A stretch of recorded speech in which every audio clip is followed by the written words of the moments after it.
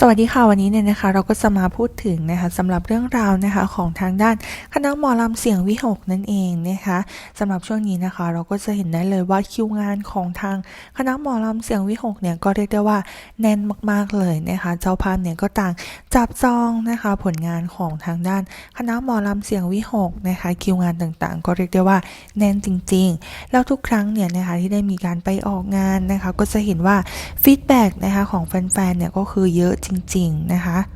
ทั้งผลงานต่างๆนะคะผลงานหน้าเวทีนะคะรวมทั้งหลายๆอย่างนะคะที่เราเนี่ยได้เห็นกันออกมานะคะไม่ว่าจะเป็นลำเรื่องต่อกรการแสดงคอนเสิร์ตก็เรียกได้ว่าสนุกสนานจริงๆนะคะ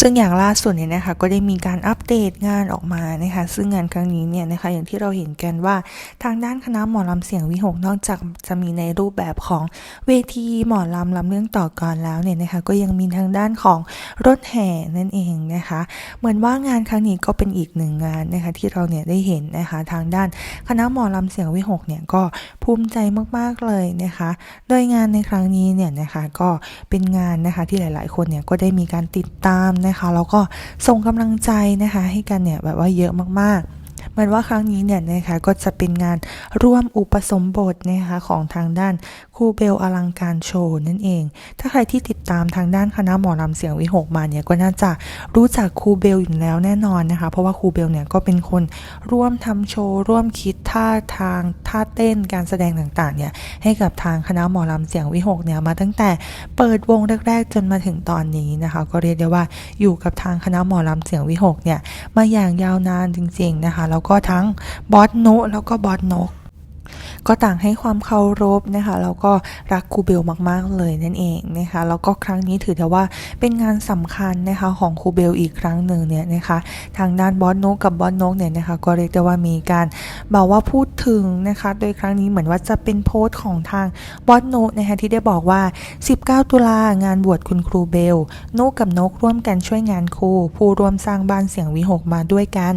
กลางวันได้รถแห่กิตติชัยศรีสมหวังเพราะรถแห่ตัวเองเนี่ยติดงานทั้ง2หน่วยกลางคืนหมอลำเสียงวิหกฝากแฟนๆเข้ากลุ่มปิดเยอะๆนะครับถือว่าได้ร่วมงานบวชครูจ่ายค่าหมอลำช่วยกันหน้างานชมฟรีนะครับมาร่วมอนุโมทนาบุญบวชในครั้งนี้ร่วมกันครับประมาณนี้นะคะทางด้านบอสโนเนี่ยก็ได้มีการออกมาโพสต์นะคะแล้วก็ได้มีการออกมาพูดถึงเหมือนว่าครั้งนี้เนี่ยใจจริงก็อยากจะเอารถแห่ของตัวเองเนี่ยนะคะมาร่วมช่วยงานแต่ว่าติดงานจริงๆเพราะว่าอย่างตารางงานรถแห่เนี่ยก็เรียกได้ว่าแน่นมากๆนะคะมีการจองคิวงานเนี่ยกันอย่างยาวนานแต่ว่าครั้งนี้นะคะก็ถือได้ว่าได้รับชมนะคะผลงานของหมอลำเสียงวิหกนะคะก็คือหน้างานเนี่ยชมฟรีเลยแล้วก็ครั้งนี้เหมือนว่าก็จะมี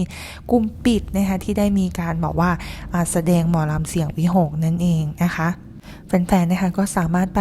รอติดตามนะคะแล้วก็รอสนับสนุนนะคะผลงานของทางด้านคณะหมอลำเสียงวิหกกันได้นะคะเราก็เชื่อว่าน่าจะมีการอัปเดตนะคะผลงานเนี่ยออกมาให้รับชมกันอย่างแน่นอนนะคะแฟนๆก็อย่าลืมรอสนับสนุนแล้วก็ติดตามนะคะผลงานของทางด้านคณะหมอลำเสียงวิหกนะคะแล้วก็ครั้งนี้เรียกได้ว่าครูเบลเองนะคะก็เป็นคนหนึ่งที่แบบว่าพูดได้เลยว่าร่วมสร้างหมอลำเสียงวิหกมาด้วยกันเลยก็ว่าได้ไม่ว่าจะเป็นการคิดโชว์คิดการแสดงต่างๆนะคะครูเบลเนี่ยก็อยู่กับหมอลำเสียงวิหกมาอย่างยาวนานนะคะแล้วก็ถ้าใครที่ติดตามเนี่ยนะคะก็จะคุ้นชื่อครูเบลอย่างแน่นอนนะคะเพราะว่าทุกครั้งที่แบบว่ามีการแสดงนะคะก็จะมีการพูดถึงแบบว่า